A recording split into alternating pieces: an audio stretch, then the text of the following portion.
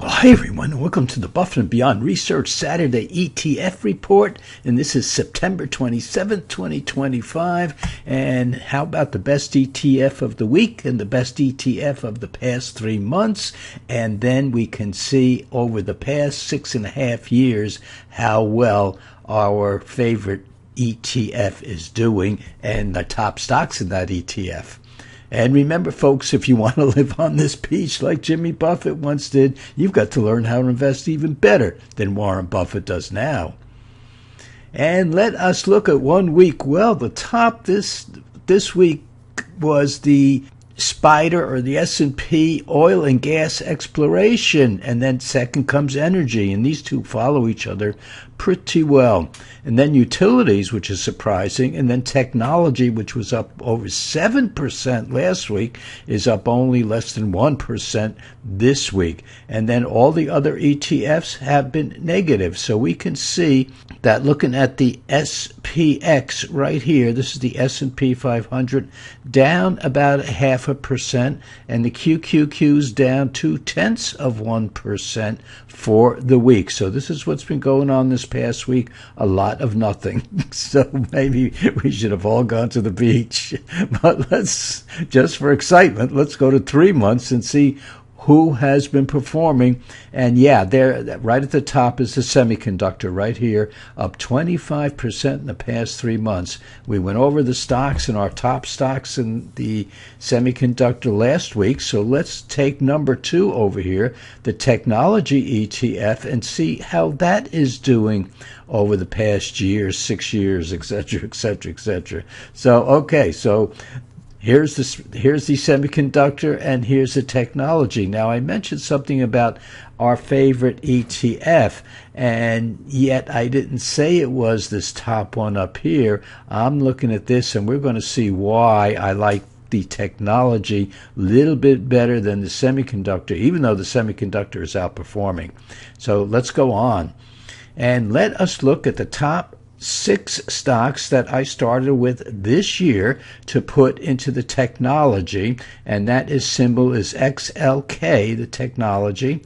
And we can see that the technology ETF is up 19.8% for the year so far, and this was as of yesterday, or actually yesterday morning, Friday morning, when I put this together. The S&P is up 12.8%, but our top 6 stocks are up 49.9%. So we had these at the beginning of the year. Those of you who subscribe to it had these at the beginning of the year, and look at the performance on these 6 stocks. But you know, the surprising thing is Fortinet in here, which did very well last year and is not doing well at all this year, or I shouldn't say not doing so well this year. And this is in the computer security field. So we're looking at this and saying, what? How come? But anyway, we have some stocks that are really outperforming. All the others are just outperforming fantastic. We have NVIDIA, Semi-Micro, Broadcom, Monolithic Power, which we love, and Palantir up 135%. Oh my gosh. So totally we're up about 50%, while the 4 times more than the S&P 500 and twice as much as the ETF itself, the technology ETF. Now let's go, if we just went to the computer program and picked the stocks that had a 20% or better than 20% clean surplus ROE. No thinking at all, just pick those stocks that have a 20% or better return on equity. Now, why 20%? That's sort of our threshold to get into our growth portfolio, and so we use it throughout with the other portfolios and even the semiconductor stocks and the technology stocks and the other stocks and the other ETFs, which will be going on, or which we will be looking at in the following weeks. Now, down here is the XSD, the SPDR, or the SPDR Technology ETF itself, but we took that out, just moved it to the side here so we could see how it performed. But let's look at the stocks, the average of those stocks, just no thinking, looking at the computer program, what's the top stocks from the highest to the lowest ROEs, and which ones were above 20%. Here they are right here. And what's the average? 43%. So we're doing a lot better than buying the ETF itself. And here's without thinking. Whereas the 6 stocks that I showed you just before, let's look at them. These 6 stocks, I actually had to think a little bit about them. I went and I see which ones were performing the best, which ones had the less volatility, on and on and on. So there was a little thinking in here, but look at the ROEs. They're all the highest ROEs, aren't they? So again, just pick the ROEs out of the computer program, pick the ones above 20%, and look what you have, 43% return. Now, let us look at the XLK, which is the technology ETF, the XSD, which is the semiconductor, and the S&P 500 over the past 5 years. Black line is the S&P 500 up 103%. Very nice, S&P, very nice. So it's doing very well. But now the red line is the XLK, which is technology, up 159%. And the XSD is up 170% over 5 years. And the XSD, again, is a semiconductor. So semiconductor, technology, S&P 500. Now let's go over 10 years, those same 3 portfolios. The S&P 500 is up 242%. The technology up 681%. That's 2.5 times that of the S&P. And then the semiconductor, which just had a big run over the past 2 weeks, up 799%.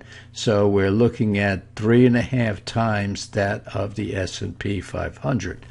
But, and there's a but here, what if we had taken the top stocks in each of the past 6.5 years, which we've actually been picking portfolios for, of these 2 ETFs? Let's look at that. So here we are, started 2019 all the way up to 2025, and we're not finished with this year yet. Compounded, the S&P 500 is up 165%. The XLK, which is the technology, are up. The XLK ETF itself is up 349%, so a little bit more than doubling the S&P 500. But our top 5 stocks, wow, in each of these years, and they're not the same top 5 stocks or 5 or 6 stocks. So we're looking at 943%. Now notice the top stocks and the ETF were down more than the S&P 500 in 2022, which was a bad year, but not by that much at all. And don't forget, the NASDAQ was down 34%. So our top stocks and the ETF of the technology group down less than the NASDAQ, down more than the S&P. But look at the difference between the S&P. Then this is buy and hold for the S&P, and then these 943%. We're looking at what, 5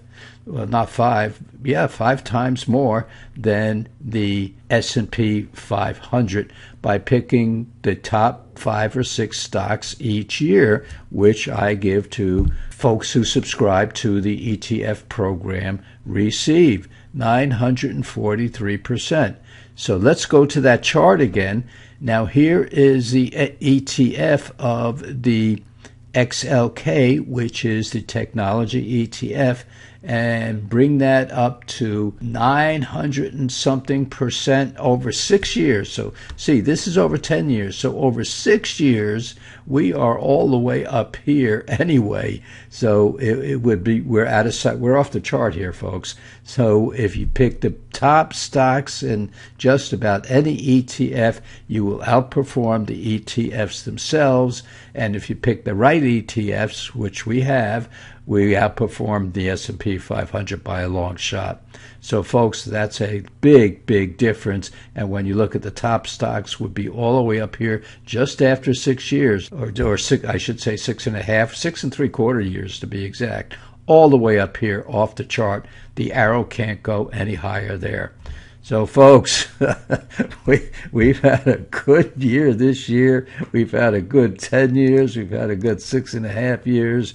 So there's nothing to cry about. 2022 was not such a good year. But yeah, here we are. And remember, you want to walk on this beach like Jimmy Buffett used to do. You've got to learn how to invest better than Warren Buffett does now. So, folks, the weekend's here. Go out and spend some of the money you made in the market. Enjoy yourself. Be with your family. Most of all, stay safe, and we'll be back in a couple of days.